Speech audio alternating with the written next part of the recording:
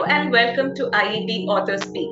In this segment, we bring to you expert volunteers of the IET and we will discuss nuances and details of the knowledge products that the IET brings out, which includes white papers, position statements, approach papers, etc. Today, I have with me Dr. Rishi Bhatnagar, who's the chair of the IET's Future Tech panel. He's also the author of a white paper on IoT and future technologies in the age of social distancing. So thank you, Dr. Bhatnagar, for joining us. Thank you, Anita, for calling me. It's a pleasure to be with you. And thank you for inviting me for the session. So I'll jump right into the questions, sir. In this white paper on IoT and future technologies in the age of social distancing, you have really spelled out how future technologies will actually help organizations overcome the pandemic. What do you think will be the core role of future technologies in the pandemic and how organizations build their resilience for future? Yeah. So, Anita, first I like to divide the organization into two kind of organization. One which are the manufacturers of devices and the other which are providing services. Okay.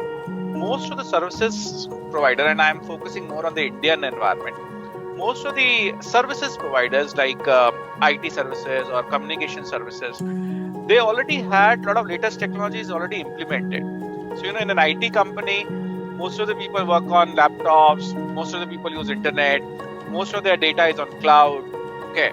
So more or less, they moving from their office to the home was not a big deal. Okay. No doubt there was a deal in the sense that there is a data protection act, there is a collaboration more required. But first, they all were equipped to use in a non-office mode, and they can work from a remote location. That was one part.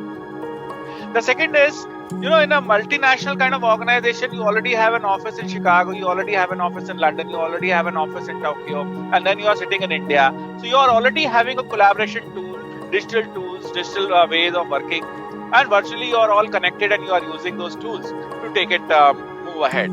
So there was a less impact of this COVID-19 kind of situation on services companies, especially in the IT and the connectivity services providers. Now coming to the manufacturing, people who had not used, their offices were totally shut. The factories were not moving at all, running at all. The production was absolute zero. Okay. And they had to face the problem. Okay. Yes. Imagine if they would have used Internet of Things or the future technologies, and they could remotely monitor, they could remotely switch on and switch off a machine. They could easily ask a robot to come and put the raw material. Might look exaggerated, but they could have done something. The factories should not have been stopped at absolute zero productivity. Okay, there could have been some level of work that could have happened during that pandemic time. Okay, the good part, I always see optimism. So optimistic view. We had done 100 pilots with factories for a Industry 4.0 or a connected factory kind of solutions. Out of those 100 pilots, only one went to a implementation mode. That too only on one factory and not to the whole organization. That means factories within an organization in last 5 years. Today I am getting a call from all of them to see how soon they can do it. That they could realize that if they would have implemented the future technologies, especially Internet of Things, remotely could monitor and manage, it would have been much better for them and they could have saved themselves from this pandemic's complete lockdown. So in my view, the implementation of future technologies, which will be much higher, this pandemic has really jolted everybody. The boards will not ask how much return of investment it will be. They can see that if they will not invest, their investment currently will become zero productive. So ensure that their current investment continue to be productive, they need to invest.